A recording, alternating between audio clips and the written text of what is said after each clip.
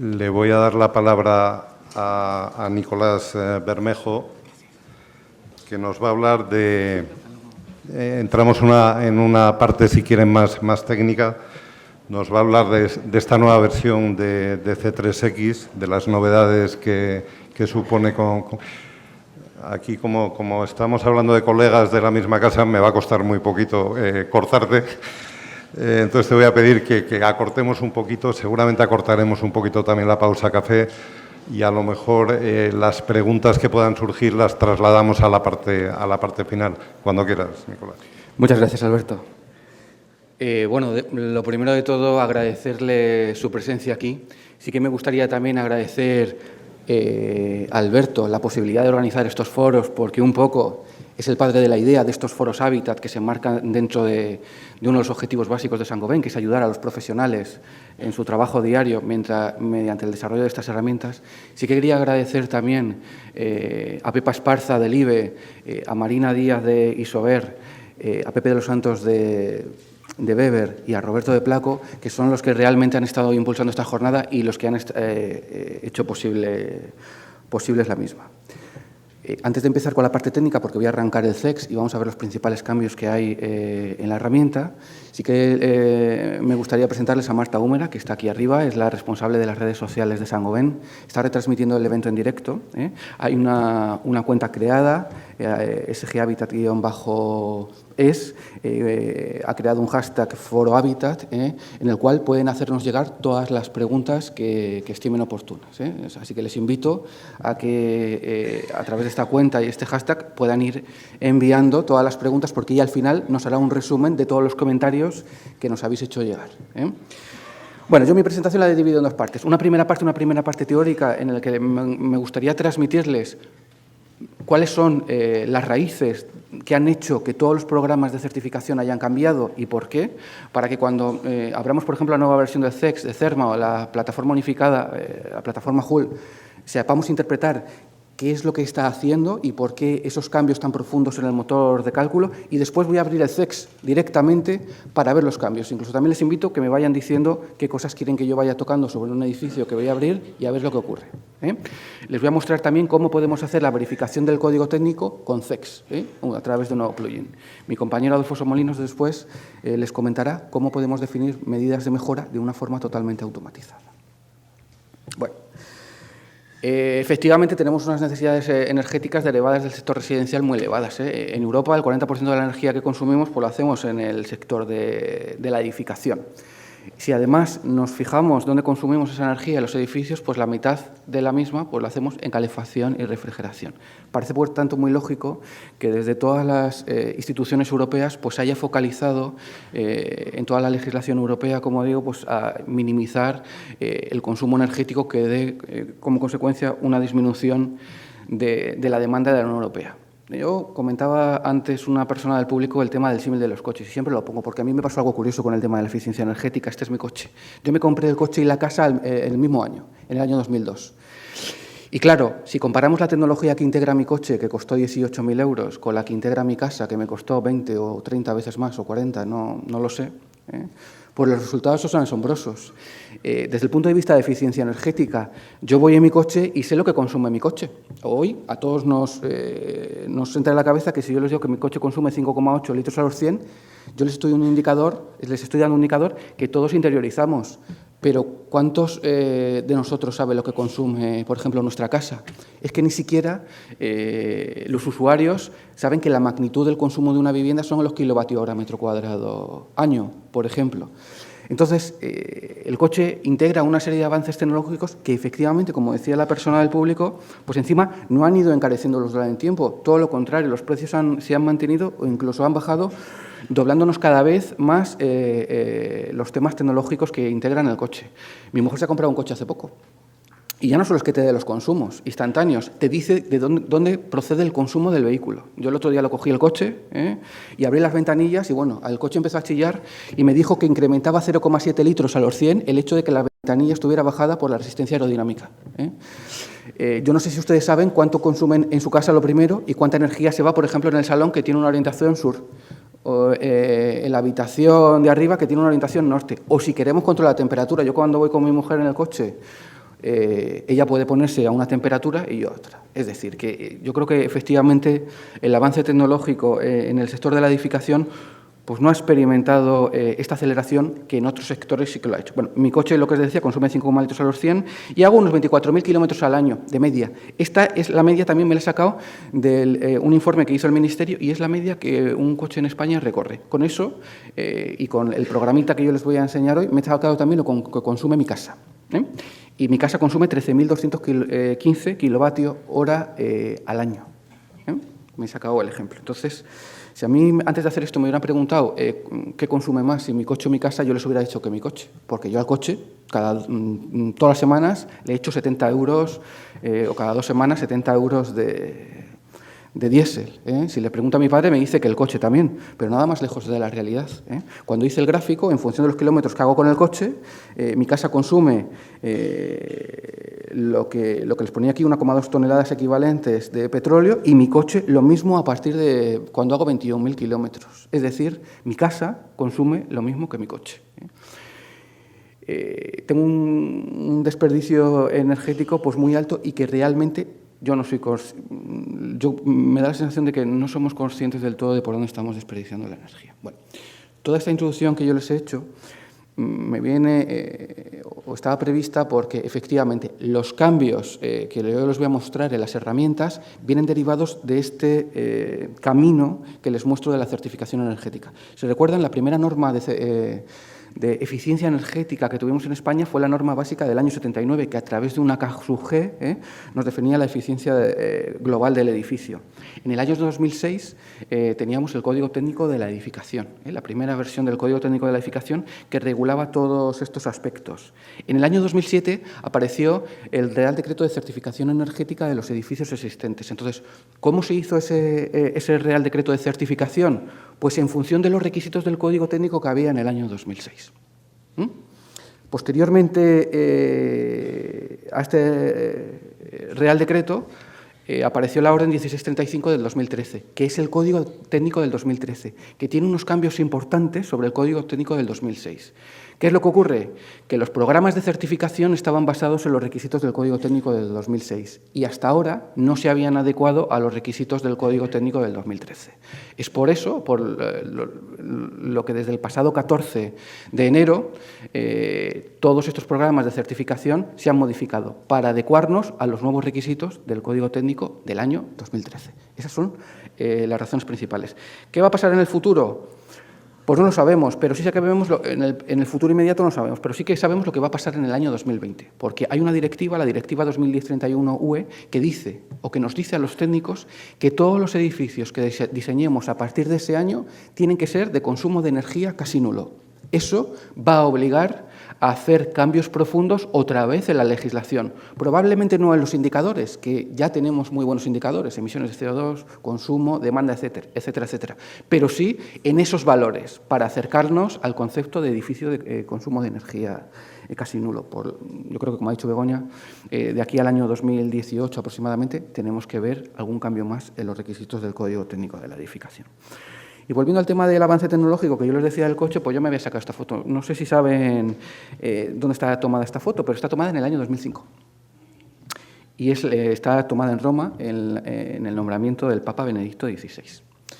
Y cuando yo hablaba del cambio tecnológico de mi coche, que me suena, que me lo compré hace 15 años y me suena pues muy lejano, pero fíjense el cambio tecnológico que hemos experimentado el usuario en otros sectores, automóvil y Esta es la misma fotografía tomada en el mismo sitio en el año 2013. El cambio tecnológico que hemos sufrido y que estamos sufriendo es brutal. En no sé cuántos años, pues fijaros cómo han evolucionado los coches o los automóviles o cómo hemos evolucionado en el sector. Entonces, ese impulso y ese cambio yo creo que tiene que venir también el sector de la edificación. ¿Por qué en mi casa no puedo tener, por ejemplo, un control domótico de la temperatura que cuesta 200 euros? ¿O por qué en mi casa no puedo tener, igual que tengo en el coche, las persianas motorizadas? Que es que pague 40 veces más por mi casa. ¿Por qué no puedo tener lo que yo tengo en el automóvil o lo que tengo en mi móvil, por ejemplo? Bueno, esto como introducción. Principales cambios en el procedimiento. Lo que les decía, Los cambios en las herramientas de certificación, en todas, CERMA, la herramienta Hulk o C3X, vienen derivados de que necesitaban ser adaptadas a los nuevos requisitos del Código Técnico del 2013. ¿Qué cambios ha habido? Bueno, el primer gran cambio es el indicador de consumo de energía. Antes, el Código Técnico, la certificación, hablaba del consumo de energía primaria. Este consumo de energía incluía las procedentes de fuentes renovables y las procedentes de fuentes no renovables, las dos. Con la nueva versión del Código Técnico y para alinearse con los criterios de la directiva, se ha tenido que definir como indicador de consumo de energía el indicador de consumo de energía primaria procedente de fuentes no renovables. Por lo tanto, las energías renovables no van a contabilizar o no aparecerán directamente en el certificado. Luego vamos a ver un ejemplo cómo afecta eso cuando hagamos una calificación energética de un edificio que tiene gran carga de fuentes de energía renovables. También se han adaptado los datos climáticos y las escalas de calificación. Luego lo vamos a ver y vamos a ver qué consecuencias tiene si abrimos el CEX de un certificado que hayamos hecho con la versión anterior, con la 1.3, o si lo hacemos ahora con la versión 2.1, porque va a tener grandes cambios en cuanto al motor de cálculo y a los resultados. Podría tenerlo. Otra cosa, los factores de paso. Han cambiado los factores de paso. Como todos ustedes saben, la calificación energética se basa en una serie de indicadores. Uno de ellos son los kilos de CO2. El CO2 emitido al final se calcula entre la demanda y el rendimiento estacional por un coeficiente de paso. Estos coeficientes de paso han cambiado y además el coeficiente de paso de las emisiones de CO2 es directamente proporcional. Si disminuye el coeficiente de paso a la mitad, las emisiones de CO2 me bajan a la mitad. Vamos a ver cómo ha habido también cambios significativos. Los sistemas de sustitución también han cambiado.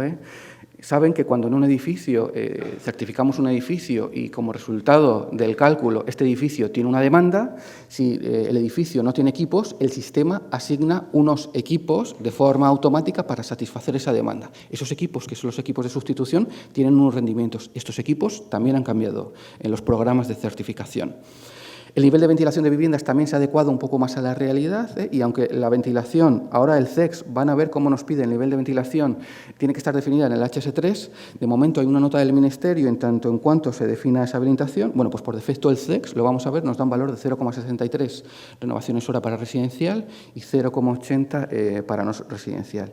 Y algunas cosas que han cambiado en el programa. Básicamente, lo van a ver cuando le abra la interface, el programa es la misma, el manejo es el mismo, pero hay algunas novedades muy sencillas y que vamos a ver. Por ejemplo, podemos introducir más de una referencia catastral o es algo muy bueno para los técnicos es que se genera un fichero XML que permite presentar de forma automática, vía telemática, todos los datos de nuestros certificados sin tener que rellenar documentación complementaria. Bueno, lo que les decía, principales cambios que vamos a detectar. El indicador de consumo de energía. Antes era la energía primaria total, renovables más no renovables. Ahora el CEX y todas las herramientas de calificación solamente tienen en consideración la energía primaria no renovable. ¿Qué quiere decir esto? Pues que si tengo un edificio que no tengo renovables, no va a haber ningún cambio. Pero si tengo un edificio que contiene un alto porcentaje de energías no renovables, va a haber cambios, porque esa parte de la energía renovable no nos va a aparecer. Imaginamos, ¿qué es lo que ocurre si mi edificio consume renovables? Yo he hecho un certificado con cualquiera de las herramientas de certificación antes del 14 de enero y me había dado este resultado. Este es un edificio que tiene un alto componente de energías renovables. Esa energía renovables se ve aquí en el indicador de consumo de energía, que nos da 138 kilovatios hora metro cuadrado de año. Aquí está incluido la renovable y la no renovable. Y me da unas emisiones muy bajitas, de 5 kilogramos de CO2. Al final, la energía renovable, como saben, contabiliza el factor de emisiones muy pequeño, entonces las emisiones son muy pequeñas. ¿Qué es lo que pasa si hago este edificio con la nueva versión? Como la nueva versión no integra las energías renovables, va a pasar esto. Las emisiones de CO2 van a ser las mismas o muy similares, pero el indicador de consumo de energía, como solo tiene en cuenta las no renovables, se nos va a subir. ¿Esto qué va a hacer? Va a provocar una convergencia entre el indicador de consumo y el indicador de emisiones. Esto, cuidado, que se lo tendremos que explicar muy bien al propietario, porque como a mi madre le entreguen este certificado de su casa, ella lo va a asociar a los electrodomésticos y se va a pensar que su casa no consume, y no es verdad. Lo que no consume son energías procedentes de fuentes no renovables, pero cuando tenga que comprar todos los meses su palet de pellet, por ejemplo, para satisfacerlo, pues igual se puede llevar un año. Esto sí que nos va a obligar a explicar a los usuarios finales esto de la etiqueta energética. Más cosas que se han cambiado. Los datos meteorológicos. Antes el programa calculaba las demandas con unas solicitaciones exteriores, que al final, pues el clima de la localidad. ¿Cómo definían los programas antes estas solicitaciones exteriores? A través de unos archivos meteorológicos, y cada capital de provincia tenía un archivo meteorológico diferente. Madrid tenía uno, por ejemplo, Zaragoza tenía otro, Valencia tenía su archivo, Murcia tenía el suyo. ¿Qué daba lugar a esto? Bueno, pues que, por ejemplo, el mismo edificio situado en Madrid y en Zaragoza tuviera distintas demandas energéticas, puesto que las solicitaciones eran diferentes. Cuando ustedes hacían una certificación de un edificio en Valencia y otro en Murcia, que ambos son B3, si el mismo edificio lo hiciéramos en los dos sitios, antes tendríamos demandas diferentes porque los datos de cálculo son diferentes. Ahora eso se ha cambiado. Ahora, para cada severidad climática, se ha definido un archivo meteorológico. ¿Qué quiere decir esto? Pues esto quiere decir que ahora sí que dos municipios con la misma severidad climática van a tener valores iguales de demanda. Esto también nos puede dar lugar a cambios. Imaginemos que hicimos un edificio en Madrid o en Valencia antes del 14 de enero y ese mismo edificio lo calificamos ahora. La demanda no va a ser la misma porque las solicitaciones exteriores son diferentes. Eso también lo vamos a ver si cogemos un edificio que ya tuviéramos hecho, le damos a calificar ahora con la versión 2.1, con la nueva versión de CEX o la nueva versión de CERMA, las demandas que vamos a obtener son diferentes. Y también se han adecuado a las nuevas zonas climáticas definidas en el Código Técnico del 2013. Hay algunos cambios. Por ejemplo, hasta ahora, con el Código Técnico del 2006, por ejemplo, Canarias tenía el mismo clima, era la zona climática A. Los programas le asignaban el mismo clima que Cádiz, pero no tiene nada que ver el clima en Canarias con el clima en Cádiz. Entonces, se han creado unas nuevas zonas climáticas que representan más fielmente el clima de las zonas canarias. Por eso, cuando hagáis algún certificado, imaginaros en Canarias, aparecen unas zonas nuevas climáticas alfa. Y se han adecuado a algunas otras zonas. Por ejemplo, San Sebastián antes era C1, pues ahora es D1. Esto también va a provocar cambios en el certificado. Más cosas que han cambiado y que cuando hagamos un certificado vamos a ver los cambios. Lo vamos a ver ahora con un ejemplo, los coeficientes de paso, lo que os decía. Aquí están los coeficientes de paso anteriores y los de ahora. Y estos impactan directamente en la calificación energética, porque son directamente proporcionales a las emisiones de CO2. Y fijaros, por ejemplo, el gas natural ha pasado de 0,204 a 0,252. Esto es un incremento del 25%. Pero quizás el cambio más sorprendente es el de la electricidad, que ha bajado a la mitad. ¿Qué significa esto? Que las emisiones de CO2 de un edificio anterior, que certificásemos anterior al 14 de enero o con la versión anterior y lo hacemos ahora con uno nuevo, sus emisiones de CO2, si tiene solo instalaciones eléctricas, han bajado a la mitad, directamente. Estos coeficientes de paso, como saben, se definen en función del mix energético. Así que si han hecho un certificado con anterioridad a estas nuevas versiones y lo repiten con la versión 2.1 y tenía equipos con un combustible eléctrico, pues van a ver que muy posiblemente han cambiado su calificación y sus emisiones de CO2 porque el programa está utilizando estos nuevos coeficientes de paso. Bueno, y algunas cosas del CES que vamos a ver ahora y no me lío más que los comentaba, múltiples referencias catastrales. Sí que ahora hay un cambio también en el informe. En el informe vamos a tener que poner la fecha en la cual se ha hecho la visita al inmueble. Eso es un campo específico que piden las nuevas herramientas. También las nuevas herramientas van a generar unos informes de medida específicos que vamos a ver ahora y que lo que les decía, para facilitar las conexiones con el registro y facilitar la presentación telemática, pues el programa va a generar un fichero XML que es el que podemos subir directamente. Bueno, estos son los cambios principales. Y nos permiten entender estos cambios en las calificaciones en el funcionamiento del programa que, insisto, voy a arrancar ahora. Lo que les voy a presentar a continuación es un programa que nos permite hacer la verificación directa de los requisitos del código técnico con CEX. Si me permiten en 5 minutos que les comente cuáles son estos requisitos para poder después circunscribir mejor la presentación. Bueno, saben que los requisitos del Código Técnico de la Edificación establecen una limitación en la demanda y el consumo en función de la zona climática en la cual se encuentra el edificio y del uso previsto del mismo, diferenciando entre edificios de uso residencial y edificios de otros usos. Cuando hacemos la verificación del Código Técnico, dependiendo si es un edificio nuevo o es una rehabilitación, pues tendremos unos requisitos u otros, pero siempre vamos a tener que calcular una serie de indicadores: la demanda, el consumo y las condensaciones. ¿De acuerdo?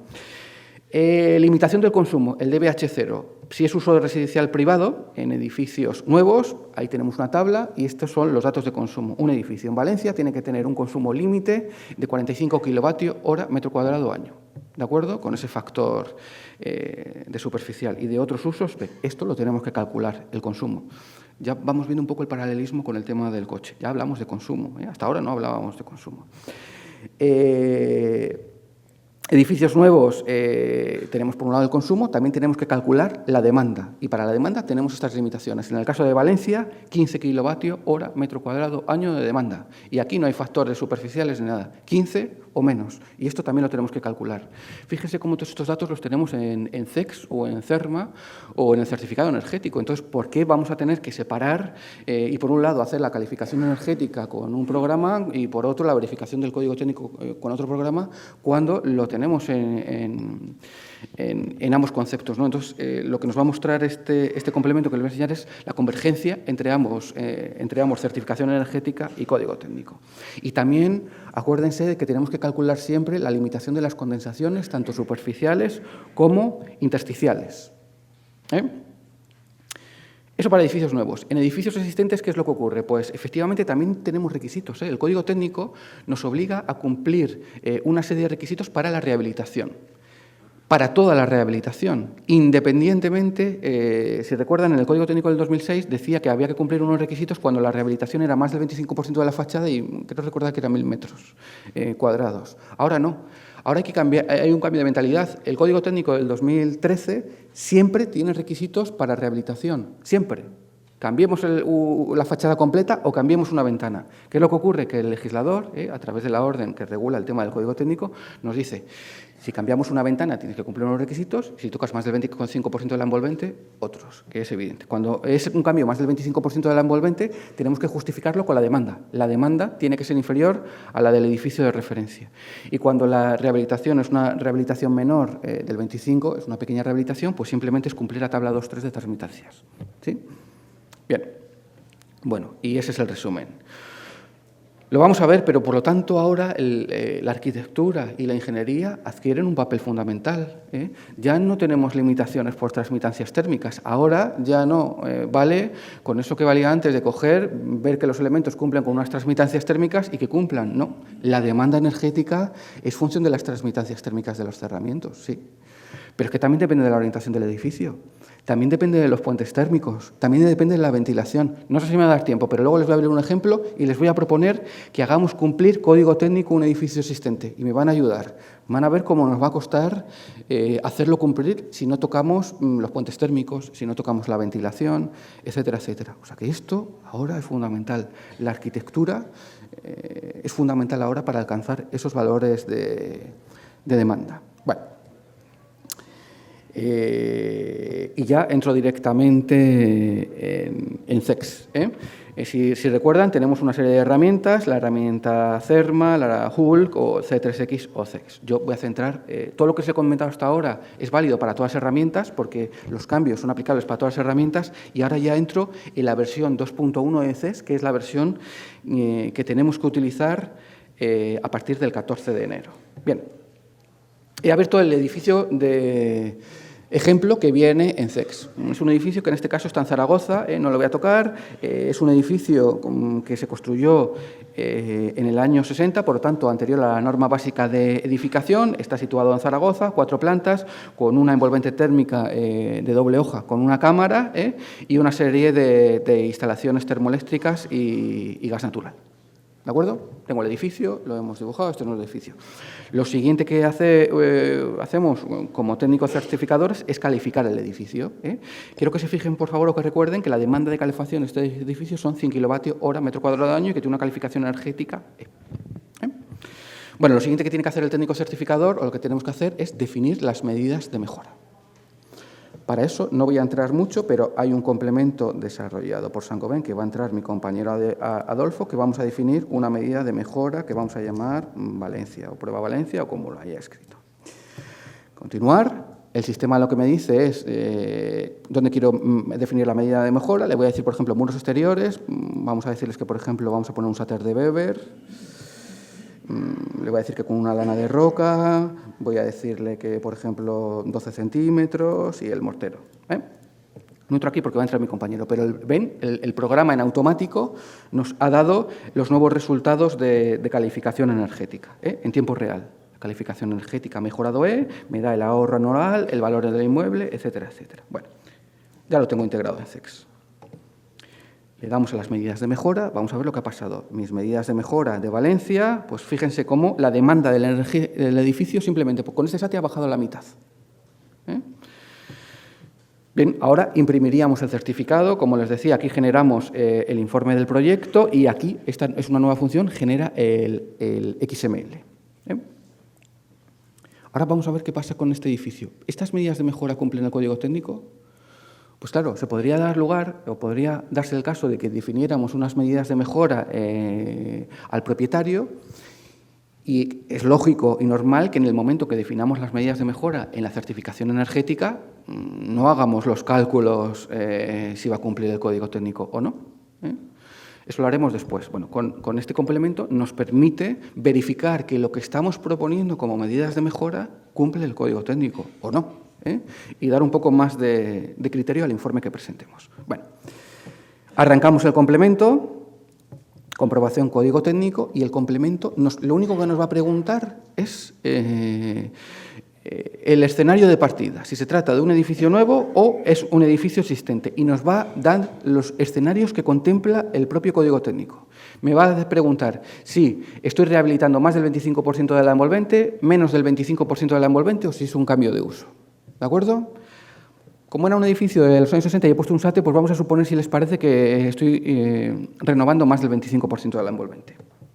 Entonces, obra de reforma en la que se renueva más del 25%. Le doy a continuar y directamente me hace la comprobación de los requisitos del código técnico. ¿Lo ven? Este es para el edificio de partida y este es para mi edificio con las medidas de mejora. Fijaros, el edificio de partida no cumple. Si le pinchamos aquí, ¿por qué no cumple? Bueno, como es una rehabilitación, el DBH0 no procede. Me dice la limitación de la demanda energética que no cumple. Si le pincho, si recuerdan, para rehabilitaciones más del 25%, el edificio tendría que cumplir como límite la demanda del edificio de referencia. Me dice que la demanda del edificio de referencia son 75,8 y mi edificio de partida son los 100 y pico kilovatios hora metro cuadrado año. Por lo tanto, como es superior el edificio de partida, no cumple con el requisito del código técnico. Las condensaciones, me dice que no cumple. Las condensaciones intersticiales me está haciendo una comprobación del factor de resistencia superficial y me dice que son superiores a los que marca el código técnico para cada uno de los elementos de la fachada. Por lo tanto, no cumple. Y también me hace el cálculo de condensaciones intersticiales, que en este caso cumple. Hace el cálculo de la presión de vapor en cada uno de los puntos del cerramiento. Bueno, esto para el edificio de partida. ¿Qué pasa con el edificio que yo he proyectado y que he definido las medidas de mejora con el SATE? Ya me dice que cumple. ¿Por qué cumple? Limitación de la demanda. La limitación máxima que yo tenía, que el programa me calcula, son 75,8. Las medidas de mejora con el SATE, este edificio lo he dejado en 57. Por lo tanto, cumple. Recuerden que he puesto 14 centímetros de aislamiento y si recuerdan, si esto fuera un edificio nuevo, ¿se acuerdan de la limitación? Eran 15. Fijaros, con 14 centímetros tenemos 57. Tendríamos que bajar a 15. Luego, si me da tiempo, lo intentamos que hacer que cumpla. Bueno, en cualquiera de los casos, para rehabilitación, la medida que yo he propuesto cumple. Las condensaciones superficiales cumplen y las intersticiales, pues también. Y el programa me genera un informe. Le doy a generación de un informe y el programa pues me da un informe con todos los cálculos que ha realizado para la verificación del código técnico.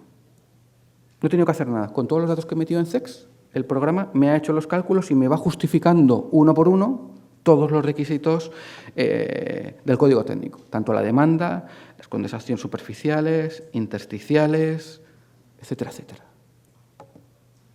¿Lo ven? Bueno, eso en cuanto a si es un edificio existente. ¿Qué pasa si es un edificio nuevo?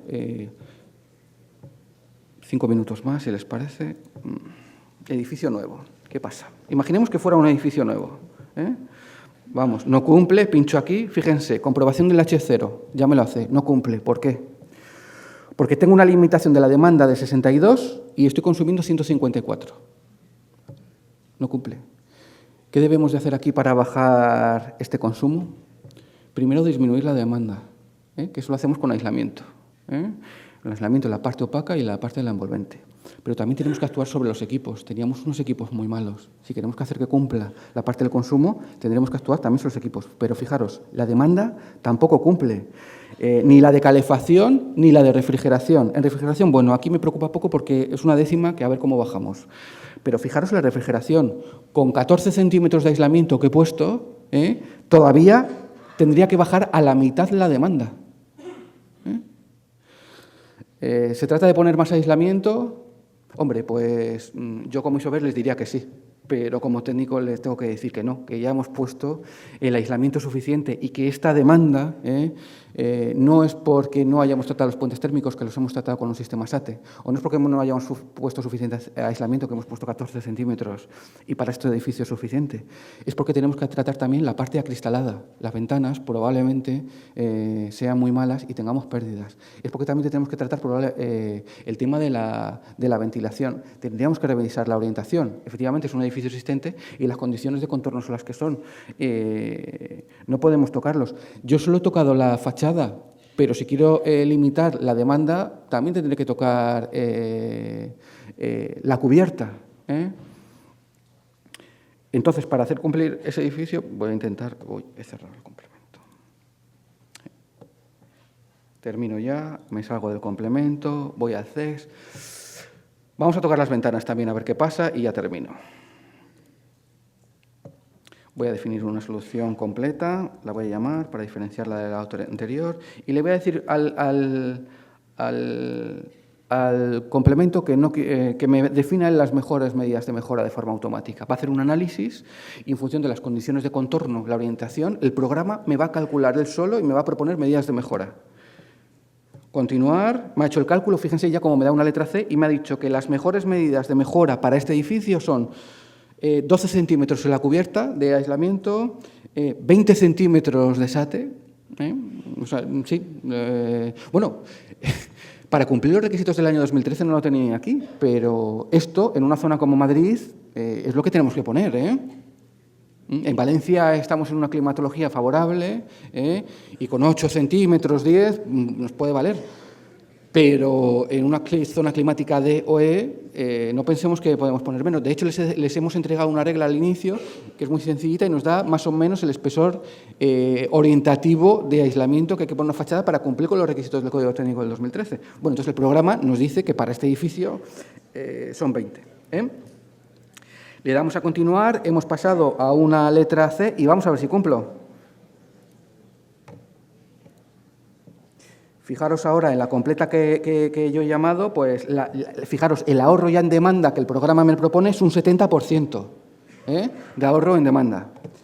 Complementos, comprobación, edificio existente, obra nueva, pues como no podía ser de otra manera, la nueva medida de mejora me compré con todos los requisitos. ¿Pero y qué pasaría si se tratase de un edificio nuevo? Por supuesto, el consumo completa. El consumo no me cumple, porque no toco instalaciones y no me cumple, pero es que la demanda tampoco. Ay, me queda en una décima. Me he quedado en una décima. Esto es porque no toca la ventilación. Me he quedado en una décima de cumplir. ¿Lo ven? 28,5 es lo máximo y mi edificio tiene 28,6. Me queda una décima. Eso es un defecto de cálculo y que de la ventilación está un poco superior a 0,63. Bueno, pues salimos del complemento. Yo creo que esto es todo por mi parte.